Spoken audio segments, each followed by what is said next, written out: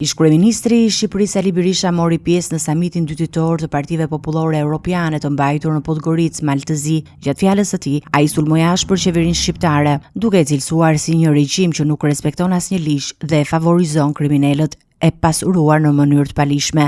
Berisha akuzoi kryeministrin Edi Rama për përdorimin e kultivimit të kanabisit si një mjet për të siguruar vota në zgjedhjet e ardhshme, duke pretenduar se me vendim të Këshillit të Ministrave është miratuar mbjedhja e kanabisit në 138 zona të mëdha. Gjithashtu ai denoncoi atë që quajti arrestime partijake të figurave të opozitës, duke përmendur si rast të rëndësishëm arrestimin e Ilir Metës dhe të një deputeti të ri opozitar që kishte denoncuar vëllain e ministrit të Brendshëm për lidhje me trafikun e drogës.